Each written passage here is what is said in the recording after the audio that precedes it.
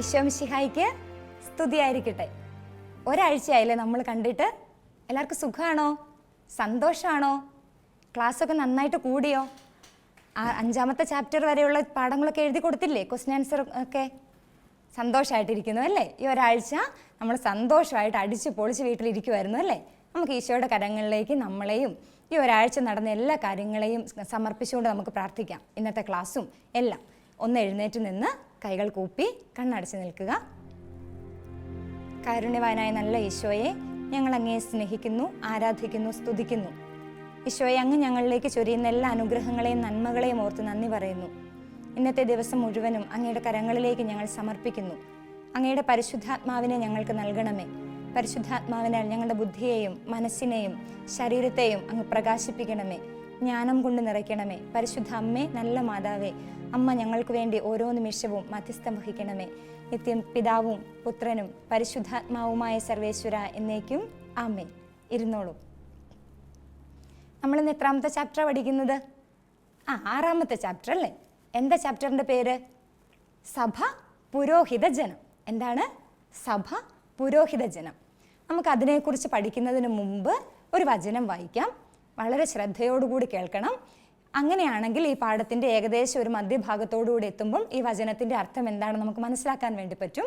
Bible ഉണ്ടല്ലോ അല്ലേ എല്ലാവരുടെയും കൈകളിൽ? ഒന്ന് എടുക്കുക. സിസ്റ്റർ ഭാഗം പറയാം. വിശുദ്ധ യോഹന്നാൻ്റെ സുവിശേഷം അധ്യായം 4, 19 മുതലുള്ള വചനങ്ങൾ. വിശുദ്ധ യോഹന്നാൻ്റെ സുവിശേഷം അധ്യായം 4, 19 മുതലുള്ള വചനങ്ങൾ. പ്രഭോ, അങ്ങ് ഒരു പ്രവാചകനാണെന്ന് ഞാൻ മനസ്സിലാക്കുന്നു. ഞങ്ങളുടെ പിതാക്കന്മാർ ഈ മലയിൽ ആരാധന നടത്തി. എന്നാൽ യഥാർത്ഥമായ ആരാധനാ സ്ഥലം ജെറുസലേമിലാണ് എന്ന് നിങ്ങൾ പറയുന്നു. യേശു പറഞ്ഞു, സ്ത്രീയെ, എന്നെ വിശ്വസിക്കുക. ഈ മലയിലോ ജെറുസലേമിലോ നിങ്ങൾ പിതാവിനെ ആരാധിക്കാത്ത സമയം വരുന്നു. നിങ്ങൾ അറിയാത്തതിനെ ആരാധിക്കുന്നു, ഞങ്ങൾ അറിയുന്നതിനെ ആരാധിക്കുന്നു. എന്തെന്നാൽ രക്ഷ യഹൂദരിൽ നിന്നാണ്. എന്നാൽ യഥാർത്ഥ ആരാധകർ ആത്മാവിലും സത്യത്തിലും പിതാവിനെ ആരാധിക്കുന്ന സമയം വരുന്നു. അല്ല, അതിപ്പോൾ തന്നെയാണ്. യഥാർത്ഥത്തിൽ അങ്ങനെയുള്ള ആരാധകരെയാണ് പിതാവ് അന്വേഷിക്കുന്നതും. ദൈവം ആത്മാവാണ്. അവിടുത്തെ ആരാധിക്കുന്നവർ ആത്മാവിലും സത്യത്തിലുമാണ് ആരാധിക്കേണ്ടത്. ആ സ്ത്രീ പറഞ്ഞു, മിശിഹ ക്രിസ്തു വരുമെന്ന് എനിക്കറിയാം. അവൻ വരുമ്പോൾ എല്ലാ കാര്യങ്ങളും ഞങ്ങളെ അറിയിക്കും. യേശു അവളോട് പറഞ്ഞു, നിന്നോട് സംസാരിക്കുന്ന ഞാൻ തന്നെയാണ് അവൻ. നമ്മുടെ കർത്താവായ മിശിഹായ്ക്ക് സ്തുതി. ഈ വചനഭാഗം ഏത് ഭാഗമാണെന്ന് ഓർമ്മയുണ്ടോ? ഏത് സംഭവവുമായിട്ട് ബന്ധപ്പെട്ടതിൻ്റെ ഭാഗത്തെ നമ്മൾ വായിച്ചത്? നമുക്കറിയാവുന്നതാ അല്ലേ? സമറിയാക്കാരി സ്ത്രീയോട് ഈശോ സംസാരിക്കുന്ന വചനഭാഗമാണിത്. യോഹന്നാൻ്റെ സുവിശേഷം 4ാം അധ്യായത്തിലാണ്. നമുക്ക് ബൈഹാർട്ടാണ്. ഈ ഒരു വചനം നമുക്ക് നമ്മുടെ മനസ്സിൽ സൂക്ഷിക്കാം. എന്നിട്ട് ഇപ്പം ഒരു വീഡിയോ കാണാം. വളരെ ചെറിയൊരു വീഡിയോയാണ്. അത് കണ്ടിട്ട് കാണുമ്പം പാട്ടാണ്. പാട്ട് മാത്രം കേട്ടാൽ പോരാ. അതിനകത്തെ അതിൻ്റെ ദൃശ്യങ്ങൾ മാത്രം കണ്ടാൽ പോരാ. പാട്ടിൻ്റെ അർത്ഥം നന്നായി മനസ്സിലാക്കണം. എന്നിട്ട് ഈ വീഡിയോ കാണണം. ഒന്ന് കണ്ടു നോക്കിക്കേ.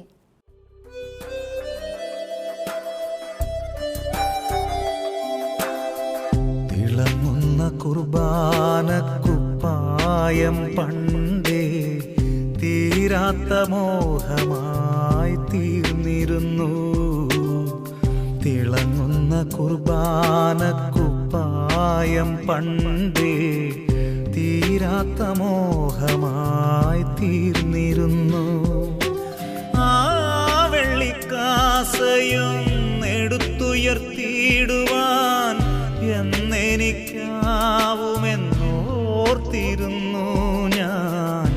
എന്നെനിക്കാവുമെന്നോർത്തിരുന്നു. ആ വെള്ളിക്കാസയൊന്നെടുത്തുയർത്തിയിടുവാൻ എന്നെനിക്കാവുമെന്നോർത്തിരുന്നു ഞാൻ. എന്നെനിക്കാവുമെന്നോർത്തിരുന്നു. തിളങ്ങുന്ന കുർബാനക്കുപ്പായം പണ്ടേ തീരാത്ത മോഹമായി തീർന്നിരുന്നു. എന്താ പാട്ടിനകത്തുള്ളത്? തിളങ്ങുന്ന കുർബാനക്കുപ്പായം പണ്ടേ തീരാത്ത മോഹമായി തീർന്നിരുന്നു അല്ലേ? അതെന്താ പറയുന്നത്? ആ മോൻ ഓർക്കുവാണ്, എനിക്ക് ചെറുപ്പം മുതലേ ഒരു വൈദികനാകണമെന്ന് ആഗ്രഹമുണ്ടായിരുന്നു. എന്നിട്ട് അച്ഛന്മാരുടെ അവിശുദ്ധ വസ്ത്രം എടുത്ത് ചുംബിക്കുന്നതും ആ വെള്ളി കാസ എന്ന് എടുത്തുയർത്താൻ വേണ്ടി ഞാൻ ആഗ്രഹിച്ചതൊക്കെ ആ കുഞ്ഞുമോൻ ഇങ്ങനെ ചിന്തിക്കുവാണല്ലേ. അതിനുശേഷം അവൻ അച്ഛനായി തീർന്നതാണ്. നമ്മൾ അതിൻ്റെ അകത്ത് ഒരു ചെറിയ ഭാഗം മാത്രമേ എടുത്തിട്ടുള്ളൂ. അങ്ങനെയാണെങ്കിൽ ഈ പുരോഹിതർ, അച്ഛന്മാരെന്നൊക്കെ പറയുമ്പോൾ എന്താ നമ്മുടെ മനസ്സിലേക്ക് വരുന്നത്?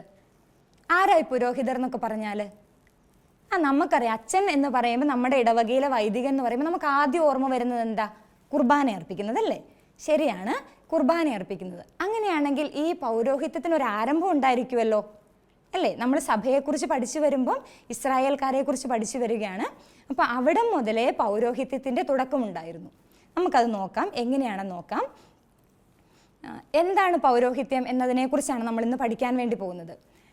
അഹറോൻ്റെ, അതായത് ഇസ്രായേൽ വംശത്തിനെ ഈജിപ്തിൽ നിന്നും വിമോചിപ്പിച്ചപ്പം അതിനകത്ത് മോശയും അഹറോനും ഉണ്ടായിരുന്നു അല്ലേ? അതിൽ അഹറോനെ ദൈവം പുരോഹിതനായിട്ട് തിരഞ്ഞെടുത്തു.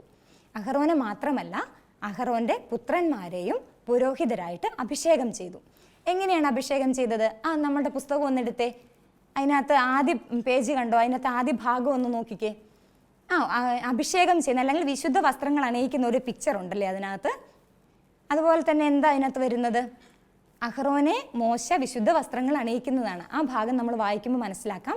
ലേവ്യരുടെ പുസ്തകം 8-ാമത്തെ അധ്യായം 1 മുതൽ 13 വരെയുള്ള ഭാഗങ്ങളാണ് അതിനകത്ത് ഉള്ളത്. നമുക്ക് മനസ്സിലാക്കാൻ പറ്റും.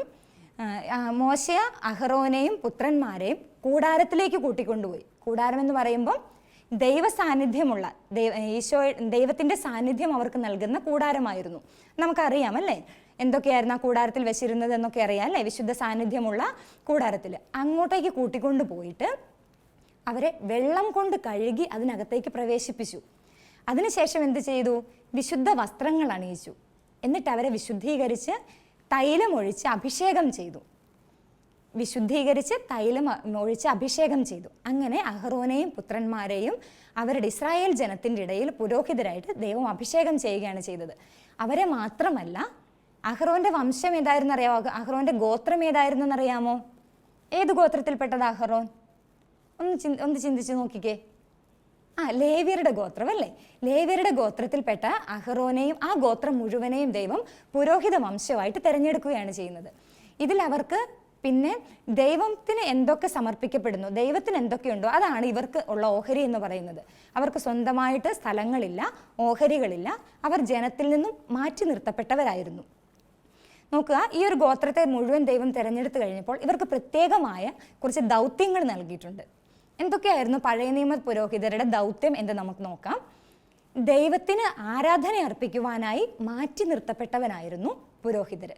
എന്താണ്? ആരാധന അർപ്പിക്കുവാൻ വേണ്ടി മാറ്റി നിർത്തപ്പെട്ടവരായിരുന്നു പുരോഹിതർ. അതുപോലെ തന്നെ ഈ ദൈവിക ശുശ്രൂഷയ്ക്ക് വേണ്ടി പ്രത്യേകം നിയോഗിക്കപ്പെട്ടവനായിരിക്കുന്നതിനാൽ അവൻ പരിശുദ്ധനായിരിക്കണം. ദൈവത്തിന് ആരാധന അർപ്പിക്കാൻ വേണ്ടി, ദൈവത്തിൻ്റെ ശുശ്രൂഷയ്ക്ക് വേണ്ടി മാറ്റി നിർത്തപ്പെട്ടവനായതുകൊണ്ട് അവൻ പരിശുദ്ധനായിരിക്കണം. അതുപോലെ ഇനി ഈ ദൈവത്തിൻ്റെ മുൻപിൽ ഇവൻ ജനത്തിൻ്റെ പുരോഹിതനായിട്ട് നിൽക്കുമ്പോൾ ഉള്ള ഒരു പ്രധാന കടമ എന്ന് പറയുന്നത് ദൈവത്തിൻ്റെ സാക്ഷ്യം, അതായത് ജനത്തിന് മുൻപിൽ പുരോഹിതൻ ദൈവത്തിൻ്റെ പരിശുദ്ധിക്ക് സാക്ഷ്യം വഹിക്കുന്നവനായിരിക്കണം. പുരോഹിതൻ പരിശുദ്ധനായിരിക്കണം, ഒപ്പം തന്നെ ദൈവത്തിൻ്റെ പരിശുദ്ധിക്ക് അവൻ ജനത്തിന് മുൻപിൽ സാക്ഷ്യം വഹിക്കുന്നവനുമായിരിക്കണം. അതുപോലെ അടുത്ത പോയിന്റ് എന്ന് പറഞ്ഞാൽ കർത്താവ് കൽപ്പിച്ചിട്ടുള്ള കാര്യങ്ങളെല്ലാം അനുഷ്ഠിക്കുവാൻ ജനത്തെ പഠിപ്പിക്കണം. എന്താണ്? ദൈവം എന്തൊക്കെ കാര്യങ്ങൾ പറയുന്നുണ്ടോ നമുക്കറിയാം അല്ലേ? ദൈവം ജനങ്ങളോട് നേരിട്ട് സംസാരിക്കുകയല്ലല്ലോ ചെയ്തത്, മോശയിലൂടെ ജനങ്ങളോട് സംസാരിച്ചു അല്ലേ? ഈ കാര്യങ്ങൾ ജനത്തെ പഠിപ്പിക്കുവാനായി മാറ്റി നിർത്തപ്പെട്ടവനായിരുന്നു പുരോഹിതൻ. അതുപോലെ തന്നെ ജനത്തിൻ്റെ ആവശ്യങ്ങളൊക്കെ ദൈവത്തിൻ്റെ സന്നിധിയിൽ സമർപ്പിച്ചുകൊണ്ട് മധ്യസ്ഥം വഹിക്കുവാൻ വേണ്ടി മാറ്റി നിർത്തപ്പെട്ടവൻ കൂടിയായിരുന്നു പുരോഹിതൻ. എന്തൊക്കെയാണ്? ഇവൻ മാറ്റി നിർത്തപ്പെട്ടവനാണ്. പുരോഹിതൻ എന്ന് പറയുന്നയാൾ മാറ്റി നിർത്തപ്പെട്ടവനാണ്. എന്തിനു വേണ്ടിയിട്ട്? ദൈവത്തിൻ്റെ പരിശുദ്ധിക്ക് സാക്ഷ്യം വഹിക്കുവാൻ ജനത്തിന് മുൻപിൽ. അതേപോലെ തന്നെ പുരോഹിതൻ പരിശുദ്ധനുമായിരിക്കണം. മാലിന്യങ്ങളൊന്നുമില്ലാത്ത, കറകളൊന്നുമില്ലാത്ത ആളായിരിക്കണം പുരോഹിതൻ എന്ന് പറയുന്നത്. അതുപോലെ തന്നെ ജനത്തിന് വേണ്ടി ദൈവത്തിൻ്റെ സന്നിധിയിൽ ബലി അർപ്പിക്കേണ്ടവനാണ് പുരോഹിതൻ.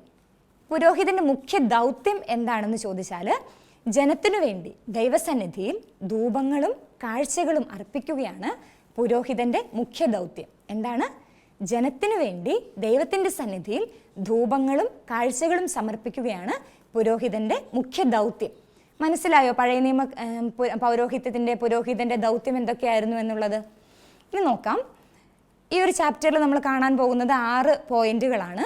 സിസ്റ്റർ ഒന്ന് പറഞ്ഞുതരാം. ഇസ്രായേൽ പുരോഹിത ജനം, പഴയ നിയമ പൗരോഹിത്യവും ഈശോയുടെ പൗരോഹിത്യവും, മിശിഹായുടെ പൗരോഹിത്യം, നമ്മൾ പുരോഹിത ജനം, വിശുദ്ധ കുർബാന, ഏറ്റവും ശ്രേഷ്ഠമായ ആരാധന, ശുശ്രൂഷ പൗരോഹിത്യം. ഇത്രയും കാര്യങ്ങളാണ് നമ്മൾ കാണുന്നത്. ഇതിനകത്ത് ഇസ്രായേൽ പൗരോഹിത്യത്തെക്കുറിച്ച് നമുക്ക് നോക്കാം. ഇസ്രായേൽക്കാരെ ദൈവം എന്തിനു വേണ്ടിയിട്ടായിരുന്നു ഈജിപ്തിൻ്റെ അടിമത്തത്തിൽ നിന്നും മോചിപ്പിച്ചത്? മോശ ഫറവോയുടെ സന്നിധിയിൽ ചെന്ന് പറഞ്ഞത് എന്തായിരുന്നു? ദൈവത്തിന് പൂജാ മഹോത്സവം ആഘോഷിക്കാൻ വേണ്ടി ജനത്തെ വിട്ടയക്കണം. ഫറവോയോട് പറഞ്ഞതാണ്. ആ കാര്യം നമ്മൾ കഴിഞ്ഞ ചാപ്റ്ററിലൊക്കെ പഠിച്ചായിരുന്നു അല്ലേ? അപ്പം ദൈവത്തെ ആരാധിക്കാനും അവിടത്തേക്ക് പുരോഹിത ശുശ്രൂഷ ചെയ്യുവാനും വേണ്ടിയാണ് ദൈവം ഇസ്രായേൽക്കാരെ മോചിപ്പിച്ചത്. എന്തിനു വേണ്ടിയിട്ടാണ്?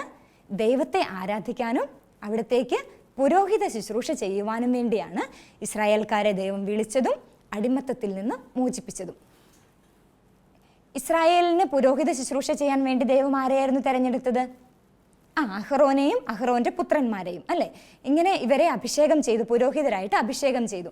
ആ സമയത്ത് സീനായി ഉടമ്പടിയിൽ വെച്ച് ദൈവം ഒരു വാക്ക് പറഞ്ഞായിരുന്നു, ഒരു വചനം ഉണ്ട്, നിങ്ങൾ എൻ്റെ വാക്ക് കേൾക്കുകയും എൻ്റെ ഉടമ്പടി പാലിക്കുകയും ചെയ്താൽ. ഒന്ന് പറഞ്ഞേ, വചനം നമുക്കറിയാലോ, നമ്മൾ ആദ്യത്തെ ചാപ്റ്ററിൽ പഠിച്ചതല്ലേ? നിങ്ങൾ എൻ്റെ വാക്ക് കേൾക്കുകയും എൻ്റെ ഉടമ്പടി പാലിക്കുകയും ചെയ്താൽ നിങ്ങൾ എല്ലാ ജനങ്ങളിലും വെച്ച് എനിക്ക് ഏറ്റവും പ്രിയപ്പെട്ട എൻ്റെ സ്വന്തം ജനമായിരിക്കും, ഭൂമി മുഴുവനും എൻ്റേതാണ്. ആ കൂടെ ഒരു കാര്യം കൂടി ദൈവം പറഞ്ഞിട്ടുണ്ട്, നിങ്ങൾ എനിക്ക് പുരോഹിത രാജ്യവും വിശുദ്ധ ജനവുമായിരിക്കും. എന്താണ്? നിങ്ങൾ എനിക്ക് പുരോഹിത രാജ്യവും വിശുദ്ധ ജനവുമായിരിക്കും. അത് പുറപ്പാടിൻ്റെ പുസ്തകം 19-ാം അധ്യായം 5ഉം 6ഉം തിരുവചനങ്ങളിലാണ് കാണപ്പെടുന്നത്. ഇതിനകത്ത് പറയുന്നത് എന്താണ്? നിങ്ങൾ എനിക്ക് പുരോഹിത രാജ്യവും വിശുദ്ധ ജനവുമായിരിക്കും. അതിൻ്റെ അർത്ഥം എന്താ? ദൈവം അവരെ തിരഞ്ഞെടുത്തപ്പോൾ തന്നെ പുരോഹിത വംശമായിട്ട് തന്നെയാണ് ദൈവം തിരഞ്ഞെടുത്തുയർത്തിയത്. ദൈവത്തിന് ആരാധന അർപ്പിക്കുക, ബലികൾ അർപ്പിക്കുക, ദൈവത്തെ സ്തുതിക്കുക എന്നീ കാര്യങ്ങൾക്ക് വേണ്ടിയിട്ടായിരുന്നു ദൈവം അവരെ മാറ്റി നിർത്തിയത്. ഇങ്ങനെ ഒരു പുരോഹിത വംശമായിട്ട് തന്നെയാണ് ദൈവം ഇസ്രായേൽക്കാരെ തിരഞ്ഞെടുത്തതും ഉയർത്തിയതും.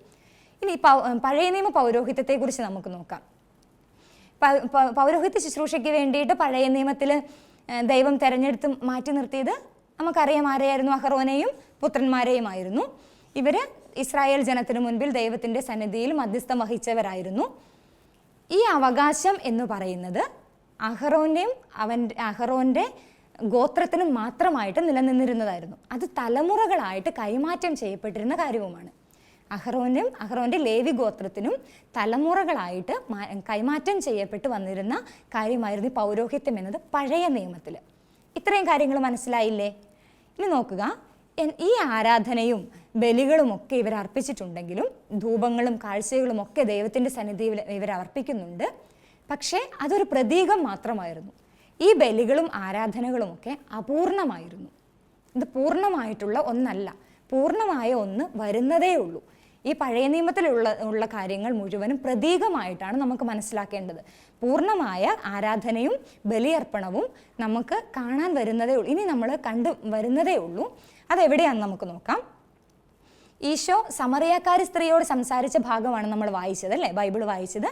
അതിനകത്ത് എന്താ പറയുന്നത്? ഈശോയും സമറിയാക്കാരി സ്ത്രീയും തമ്മിലുള്ള സംഭാഷണത്തിൻ്റെ സമയത്ത് ഈ സ്ത്രീ പറയുന്നുണ്ട്, ഞങ്ങളുടെ പിതാക്കന്മാർ ഈ മലയിൽ ആരാധന നടത്തി, എന്നാൽ നിങ്ങൾ പറയുന്നു ജെറുസലേമിലാണ് യഥാർത്ഥ ആരാധന സ്ഥലമെന്ന്. അപ്പോൾ ഈശോ എന്താ പറയുന്നത്?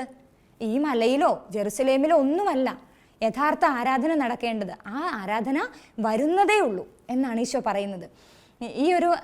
ഈ സംഭാഷണ രൂപത്തിലൂടെ ദൈവാരാധനയുടെ യഥാർത്ഥ രൂപം ഈശോ വ്യക്തമാക്കുകയാണ് ചെയ്യുന്നത്. അതായത് ഈ സ്ത്രീയോട് ഈശോ പറഞ്ഞു, അത് തന്നിലൂടെ പൂർത്തിയാകാനിരുന്ന ബലിയുടെ കാര്യമാണ് ഈശോ ഇവിടെ സൂചിപ്പിക്കുന്നത്. സമറിയാക്കാരി സ്ത്രീയുമായുള്ള സംഭാഷണത്തിൽ പറഞ്ഞു, നിങ്ങൾ ആത്മാവിലും സത്യത്തിലും പിതാവിനെ ആരാധിക്കുന്ന സമയം വരുന്നു എന്നുള്ളത്. എന്താണ്? യഥാർത്ഥ ആരാധന സ്ഥലം ഇവിടെയോ മലയിലോ ജെറുസലേമിലോ ഒന്നുമല്ല, നിങ്ങൾ ആത്മാവിലും സത്യത്തിലും പിതാവിനെ ആരാധിക്കുന്ന സമയം വരുന്നു എന്ന് പറയുന്നുണ്ട്. അതായത് യഥാർത്ഥ ആരാധകർ എന്ന് പറയുന്നത് ആത്മാവിലും സത്യത്തിലും ദൈവത്തെ ആരാധിക്കുന്നവരായിരിക്കണം. അതാണ് ഈശോ ഇവിടെ ഉദ്ദേശിക്കുന്നത്, ഈശോ പറഞ്ഞു തരുന്നത്. ഇതുപോലെ തന്നെ ഹെബ്രായർക്ക് എഴുതപ്പെട്ട ലേഖനത്തിൽ ഒരു വചനമുണ്ട്, പാപങ്ങൾ അകറ്റാൻ കഴിവില്ലാത്ത ബലികൾ ആവർത്തിച്ചർപ്പിച്ചുകൊണ്ട് ഓരോ പുരോഹിതനും ഓരോ ദിവസവും ശുശ്രൂഷ ചെയ്യുന്നു. എന്നാൽ അവനാകട്ടെ പാപങ്ങൾക്കു വേണ്ടി എന്നേക്കുമുള്ള ഏകബലി അർപ്പിച്ചു കഴിഞ്ഞപ്പോൾ ദൈവത്തിൻ്റെ വലത്തുഭാഗത്ത് ഉപവിഷ്ടനായി. എന്താണ് മനസ്സിലായത്? പാപങ്ങൾ അകറ്റാൻ കഴിവില്ലാത്ത കുറേ ബലികൾ ആവർത്തിച്ചർപ്പിച്ചുകൊണ്ട് ഓരോ പുരോഹിതനും, പഴയ നിയമത്തിലെ ബലിയെക്കുറിച്ചാണ് ഇവിടെ സൂചിപ്പിക്കുന്നത്. അന്ന് പാപങ്ങൾ പൂർണ്ണമായി മോചിപ്പിക്കാൻ സാധിക്കാത്ത ബലികളായിരുന്നു അർപ്പിച്ചുകൊണ്ടിരുന്നത്. ഓരോ ദിവസവും ഓരോ പുരോഹിതനും ശുശ്രൂഷ ചെയ്തുകൊണ്ടേയിരുന്നു. എന്നാൽ പാപങ്ങൾക്കു വേണ്ടി എന്നേക്കുമുള്ള ഏകബലി അർപ്പിച്ചവനാണ് യേശു. അങ്ങനെ ദൈവത്തിൻ്റെ വലത്തുഭാഗത്ത് ഈശോ ഉപവിഷ്ടനാവുകയും ചെയ്തു. അതായത് ഇതിനകത്ത് എന്താ അർത്ഥമാക്കുന്നത്? ഈശോയാണ് പാപങ്ങൾക്കു വേണ്ടി ബലിയർപ്പിച്ച ഏക പുരോഹിതൻ എന്ന് പറയുന്നത്. നമ്മുടെ പാപങ്ങൾ ഈശോയുടെ ബലിയർപ്പണത്തോടുകൂടി ഇല്ലാണ്ടായി, മോചിക്കപ്പെട്ടു. അങ്ങനെ ആത്മാവിലും സത്യത്തിലും ആരാധിക്കുന്ന ഒരു സമയം ഇതോടുകൂടി എത്തപ്പെടുകയാണ് ചെയ്യുന്നത്. നമ്മുടെ പാപങ്ങൾ ഈശോയുടെ ബലിയർപ്പണത്തോടുകൂടി മോചിക്കപ്പെടുന്നു. തന്നിൽ പൂർത്തിയാകാനിരുന്ന നിത്യമായ ബലിയെക്കുറിച്ചും ആ ബലി അർപ്പിക്കാനിരുന്ന സഭയെക്കുറിച്ചുമാണ് ഈശോ ഇങ്ങനെ പറഞ്ഞത്. എന്താണ്? തന്നിൽ പൂർത്തിയാകാനിരുന്ന ബലിയെക്കുറിച്ചും ആ ബലി അർപ്പിക്കുവാനിരിക്കുന്ന സഭയെക്കുറിച്ചുമാണ് ഈശോ പറഞ്ഞത്. എന്ത് പറഞ്ഞത്? യഥാർത്ഥ ആരാധകർ ആത്മാവിലും സത്യത്തിലും പിതാവിനെ ആരാധിക്കുന്ന സമയം വരുന്നു എന്നുള്ളത്. മനസ്സിലായോ ഇത്രയും കാര്യങ്ങൾ? പഴയ നിയമ പൗരോഹിത്യത്തിൽ എന്തായിരുന്നു എന്നുള്ളത്? പഴയ നിയമ പൗരോഹിത്യം, പഴയ നിയമത്തിലെ ആരാധനകളും ബലികളും ഒക്കെ അപൂർണമായിരുന്നു. പൂർണ്ണമായത് എവിടെയാണ് വന്നിരിക്കുന്നത്? ഈശോയുടെ ബലിയർപ്പണത്തോടു കൂടിയാണ് പൂർണ്ണമായ ആരാധനയും ബലിയർപ്പണവും എത്തപ്പെട്ടിരിക്കുന്നത്. കാരണം എന്താ? പാപങ്ങൾക്ക് വേണ്ടി, പാപങ്ങൾ അകറ്റുവാൻ വേണ്ടി ഏകബലി അർപ്പിച്ചവനാണ് ഈശോ, തന്നെ സമർപ്പിച്ചവനാണ് ഈശോ. ഇവിടെ ഒരു പിക്ചർ ഉണ്ട്, നോക്കിക്കേ. പഴയ നിയമ പൗരോഹിത്യവും ഈശോയുടെ പൗരോഹിത്യവും. ഇതിനകത്ത് ആദ്യത്തെ പിക്ചറിൽ എന്താ കാണുന്നത്?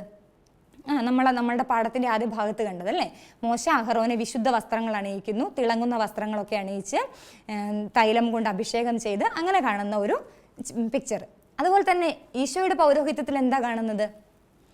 നഗ്നനായി ക്രൂശിൽ തൂങ്ങി മരിക്കുന്ന, ബലിയർപ്പിക്കുന്ന ഈശോയെയാണ് നമ്മൾ കാണുന്നത് അല്ലേ? അപ്പം ഇത് ഇപ്പോൾ തന്നെ മനസ്സിലായല്ലോ ഈ പൗരോഹിത്യത്തിൻ്റെ, പഴയ നിയമ പൗരോഹിത്യത്തിൻ്റെയും പുതിയ നിയമ പൗരോഹിത്യത്തിൻ്റെയും തമ്മിലുള്ള വ്യത്യാസം എന്താണെന്ന് മനസ്സിലായല്ലോ. ഈശോ തന്നെ ബലിയർപ്പിച്ചു. എന്നാൽ പഴയ നിയമത്തിലോ ആടിനെ അല്ലെങ്കിൽ മൃഗങ്ങളെയായിരുന്നു, ബലി മൃഗങ്ങളെയായിരുന്നു ഇവരുടെ ജനങ്ങളുടെ പാപത്തിന് പരിഹാരമായിട്ട് കൊണ്ടുപോയി അർപ്പിച്ചത്. പക്ഷെ ഈശോ ദൈവപുത്രനായിരുന്നു. ഈശോ നമ്മളുടെ പാപങ്ങൾക്ക് വേണ്ടി തന്നെ ബലിയർപ്പിച്ചു. ഈ കാര്യം നമുക്കറിയാം അല്ലേ? ഇതാണ് പഴയ നിയമ പൗരോഹിത്യവും ഈശോയുടെ പൗരോഹിത്യം തമ്മിലുള്ള വ്യത്യാസം എന്നത് തന്നെ ഈ പിക്ചറിലൂടെ തന്നെ നമുക്ക് മനസ്സിലാക്കാൻ പറ്റുന്ന കാര്യമാണ്. ഇതിനകത്ത് ഈശോയുടെ പൗരോഹിത്യം എന്ന് പറയുന്നത് കാൽവരിയിൽ സ്വയം ബലിയായി അർപ്പിച്ചുകൊണ്ട് അവിടുന്ന് യഥാർത്ഥ ആരാധന നിർവഹിച്ചു. അങ്ങനെയാണ് ഈശോ, അങ്ങനെ നിത്യ പുരോഹിതനായിട്ട് ഈശോ മാറുകയാണ് ചെയ്യുന്നത്. കാൽവരിയിലാണ് ഈശോ ബലി അർപ്പിച്ചത്, യഥാർത്ഥ ആരാധന അവിടെ നടത്തി, അങ്ങനെ നിത്യ പുരോഹിതനായിട്ട് ഈശോ മാറി. ഇനി ഈ പഴയ നിയമത്തിൽ ബലി മൃഗങ്ങളിലൂടെയായിരുന്നു അവർ രക്ഷയ്ക്ക് വേണ്ടി പ്രാർത്ഥിച്ചിരുന്നത് അല്ലേ? എന്നാൽ ഈശോയോ സ്വന്തം രക്തത്തിലൂടെയാണ് പാപങ്ങൾക്ക് പരിഹാരം അർപ്പിച്ചത്. അത് ആരുടെ പാപങ്ങൾക്ക് വേണ്ടിയിട്ടായിരുന്നു? നമ്മുടെ പാപങ്ങൾക്ക് വേണ്ടി, ജനങ്ങളുടെ, നമ്മുടെ പാപങ്ങൾക്ക് വേണ്ടി, സഭയുടെ മുഴുവൻ പാപങ്ങൾക്ക് വേണ്ടി, അതായത് ഓരോ വിശ്വാസിയുടെയും പാപങ്ങൾക്ക് വേണ്ടി, ഓരോ മനുഷ്യൻ്റെയും പാപങ്ങൾക്ക് വേണ്ടി ഈശോ തൻ്റെ രക്തം കൊണ്ട് ബലിയർപ്പിച്ചു പിതാവിൻ്റെ സന്നിധിയിൽ. അങ്ങനെ യഥാർത്ഥ ആരാധന അവിടെ നടന്നു എന്നുള്ളതാണ്. ഇത്രയും കാര്യങ്ങൾ മനസ്സിലാക്കിയപ്പം നമുക്ക് കുറേ വചനങ്ങൾ നമ്മളിപ്പോൾ കണ്ടു അല്ലേ? എത്ര വചനങ്ങൾ കണ്ടു? കുറേ വചനങ്ങൾ പഴയ നിയമത്തിലെയും പുതിയ നിയമത്തിലെയും ഒക്കെ ആയിട്ട് കണ്ടു. ഇതിനകത്ത് നമുക്ക് നോക്കാം, ഈ ഒരു വചനം നമുക്ക് കാണാതെ പഠിക്കാം. യഥാർത്ഥ ആരാധകർ ആത്മാവിലും സത്യത്തിലും പിതാവിനെ ആരാധിക്കുന്ന സമയം വരുന്നു.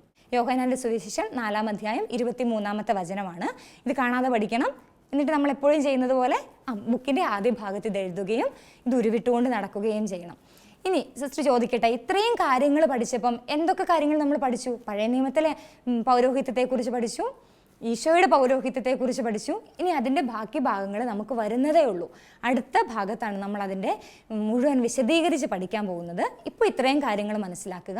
പഴയ നിയമത്തിലെ ബലികളും ആരാധനകളുമൊക്കെ അപൂർണമായിരുന്നു. എന്നാൽ പൂർണ്ണമായ ആരാധന അർപ്പിച്ചത് ഈശോയാണ്. പഴയ നിയമത്തിൽ ബലി മൃഗങ്ങളിലൂടെ ആരാധന നടത്തി. അത് പാപങ്ങൾക്കുള്ള മോചനമായിരുന്നില്ല, പാപങ്ങൾ അകറ്റുവാൻ വേണ്ടി നടന്നിരുന്ന ബലികളായിരുന്നില്ല. എന്നാൽ ഈശോ തൻ്റെ രക്തത്തിലൂടെ ദൈവത്തിന് തന്നെ സമർപ്പിച്ചുകൊണ്ട് യഥാർത്ഥ ആരാധന നടത്തി. അങ്ങനെ പാപങ്ങൾ മോചിപ്പിക്കപ്പെട്ടു. ഇനി പഴയ നിയമത്തിലെ പുരോഹിതന്റെ ധർമ്മങ്ങൾ എന്തൊക്കെയായിരുന്നു? ഓർക്കുന്നുണ്ടോ? ആദ്യം പറഞ്ഞ കാര്യങ്ങളൊന്ന് ആലോചിച്ച് നോക്കിക്കേ. ഒന്ന് ചുരുക്കി ഒന്ന് പറഞ്ഞു നോക്കിക്കേ. മാറ്റി നിർത്തപ്പെട്ടവനായിരുന്നു അല്ലേ. പിന്നെ അതായത് ദൈവത്തിൻ്റെ സന്നിധിയിൽ ആരാധന അർപ്പിക്കുവാൻ വേണ്ടി മാറ്റി നിർത്തപ്പെട്ടവനായിരുന്നു. അതുപോലെ തന്നെ ദൈവത്തിൻ്റെ പരിശുദ്ധിക്ക് സാക്ഷ്യം വഹിക്കാൻ വേണ്ടി മാറ്റി നിർത്തപ്പെട്ടവനായിരുന്നു. അങ്ങനെയാണെങ്കിൽ പുരോഹിതൻ പരിശുദ്ധനായിരിക്കണം അല്ലേ. അതുപോലെ തന്നെ ദൈവം കൽപ്പിച്ചിട്ടുള്ള കാര്യങ്ങളെല്ലാം അനുഷ്ഠിക്കാൻ വേണ്ടി ജനത്തെ പഠിപ്പിക്കുന്നവനായിരിക്കണം. മിടുക്കരാണ്, നന്നായിട്ട് ഓർമ്മയുണ്ട്. സിസ്റ്റർ പറയുമ്പോൾ കൂടെ പറയുന്നുണ്ട്, അത് സിസ്റ്ററിന് അറിയാം. അതുപോലെ തന്നെ ജനത്തിന് വേണ്ടി പ്രാർത്ഥിക്കാൻ, മധ്യസ്ഥം വഹിക്കുവാൻ വേണ്ടി നിയോഗിക്കപ്പെട്ടവനുമായിരുന്നു പഴയ നിയമത്തിലെ പുരോഹിതൻ അല്ലേ. ഇത്രയും കാര്യങ്ങൾ നമുക്കറിയാം. ഇനി ഇസ്രായേലിനെ ദൈവം വിളിച്ചത് എന്തിനു വേണ്ടിയിട്ടായിരുന്നു? എന്തിനു വേണ്ടിയിട്ടാണ് ഇസ്രായേലിനെ ദൈവം വിളിച്ചത്? എന്തിനു വേണ്ടിയിട്ടാണ്? ദൈവത്തെ ആരാധിക്കാനും അവിടത്തേക്ക് പുരോഹിത ശുശ്രൂഷ ചെയ്യുവാനും വേണ്ടിയാണ് ഇസ്രായേലിനെ ദൈവം വിളിച്ചത്. ഇത്രയും കാര്യങ്ങൾ നമ്മളിന്ന് പഠിച്ചു. ഇനി അടുത്ത ഭാഗം വരുന്നതേ ഉള്ളൂ. അടുത്ത ക്ലാസ്സിലേക്ക് വരുമ്പോഴത്തേക്കിനും നമ്മുടെ ആ ഭാഗത്തിൻ്റെ ഇത്രയും ഭാഗം ഒന്ന് വായിച്ചു നോക്കണം, അതുപോലെ തന്നെ പഠിക്കണം. പിന്നെ അതിൻ്റെ അടുത്ത ഭാഗവും കൂടി ഒന്ന് വായിച്ചിട്ട് വരണം. അങ്ങനെയാണെങ്കിൽ സിസ്റ്റർ പറയുന്ന കാര്യങ്ങൾ കൃത്യമായിട്ട് മനസ്സിലാക്കാൻ വേണ്ടി പറ്റും. ഇത്രയും കാര്യങ്ങൾ നമ്മൾ പഠിച്ചപ്പോൾ നമുക്ക് എന്ത് തീരുമാനിക്കാം? ഈശോ അർപ്പിച്ച ബലിയാണ് യഥാർത്ഥ ആരാധന.